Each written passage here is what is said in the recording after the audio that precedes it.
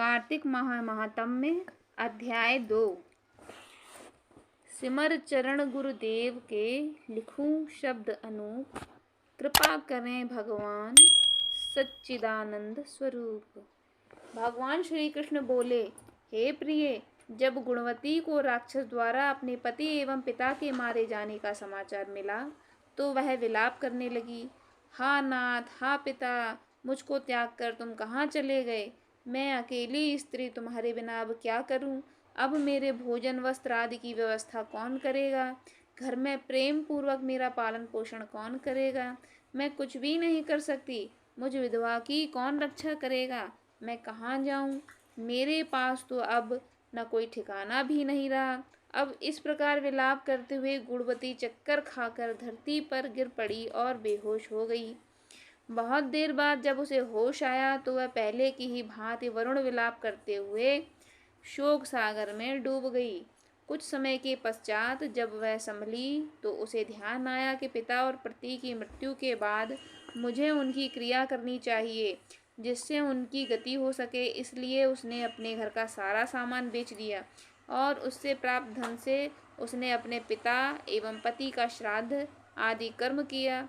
तत्पश्चात वह उसी नगर में रहते हुए 8 पहर भगवान विष्णु की भक्ति करने लगी। उसने मृत्यु पर्यंत तक नियम पूर्वक सभी एकादशियों का व्रत और कार्तिक महीने में उपवास एवं व्रत किए। हे प्रिय, एकादशी और कार्तिक व्रत मुझे बहुत ही प्रिय हैं। इनसे भुक्ति, मुक्ति, पुत्र तथा संपत्ति प्राप्त होती है। कार्तिक मास में जब तुला राशि पर सूर्य आता है तब ब्रह्म मुहूर्त में उठकर स्नान करने व व्रत व उपासना करने वाले मनुष्य मुझे बहुत ही प्रिय हैं, क्योंकि यदि उन्होंने भी पाप किए हों तो भी स्नान व व्रत के प्रभाव से उन्हें मोक्ष प्राप्त हो जाता है।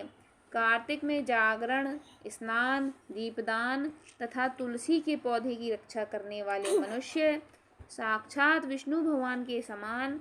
कार्तिक मास के मंदिर में झाड़ू लगाने वाले, स्वास्तिक बनाने वाले तथा विष्णु भगवान की पूजा करने वाले मनुष्य जन्म मरण के चक्कर से छुटकारा पा जाते हैं। यह सुनकर गुणवती भी प्रतिवर्ष श्रद्धा पूर्वक कार्तिक का व्रत और विष्णु भगवान की पूजा करने लगी। हे प्रिय, एक बार उसे ज्वर हो गया और वह बहुत कमजोर भी हो गई। फिर भी वह किसी प्रकार गंगा स्नान के लिए चली गई। गंगा तक तो वह पहुंच गई, परंतु शीत के कारण वह बुरी तरह से कांप रही थी। इस कारण शिथिल हो गई और मेरे दूत उसे मेरे धाम ले आए। तत्पश्चात ब्रह्मा आदि देवताओं की प्रार्थना पर जब मैंने कृष्ण का अवतार लिया तो मेरे गण भी मेरे साथ इस पृथ्वी पर आए, जो इस समय यादव हैं। तुम्हारे पिता पूर्व जन्म में देव शर्मा थे तो इस समय सत्राजित हैं। पूर्व जन्म में चंद्र शर्मा जो तुम्हारा पति था वह डाकू है। और हे देवी, तू ही वह गुणवती है। कार्तिक व्रत के प्रभाव के कारण ही तू मेरी अर्धांगिनी हुई है। पूर्व जन्म में तुमने मेरे मंदिर के द्वार पर तुलसी का पौधा लगाया था, इसलिए इस समय वह तेरे महलों के आंगन में कल्प वृक्ष के रूप में विद्यमान है। उस जन्म में जो तुमने दीपदान किया था उसी कारण तुम्हारी देह इतनी सुंदर है और तुम्हें घर में साक्षात लक्ष्मी का वास है। चूंकि तुमने पूर्व जन्म में अपने सभी व्रतों का फल प्रतिस्वरूप विष्णु को अर्पित किया था, उसी के प्रभाव से इस जन्म में तुम मेरी प्रिय पत्नी हुई हो।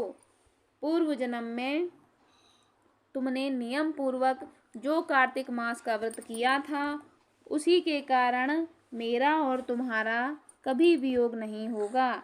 इस प्रकार कार्तिक मास में व्रत आदि करने वाले मनुष्य मुझे तुम्हारे समान प्रिय हैं। दूसरे जप तप यज्ञ ज्ञान आदि करने से प्राप्त फल कार्तिक मास में किए गए व्रत के फल से बहुत थोड़ा होता है, अर्थात कार्तिक मास के व्रतों का 16वां भाग भी नहीं होता है। इस प्रकार सत्यभामा भगवान श्री कृष्ण के मुख से अपने पूर्व जन्म के पुण्य का प्रभाव सुनकर बहुत प्रसन्न हुई। बोलो विष्णु भगवान की जय। बोलो तुलसा मैया की। तो भक्तों, अगर आपको हमारा ये चैनल पसंद आया हो, ये वीडियो पसंद आई हो, तो प्लीज़ इस चैनल को सब्सक्राइब ज़रूर कर दें और आगे के अध्याय को सुनने के लिए हमारी दूसरी वीडियो ज़रूर देखें। धन्यवाद।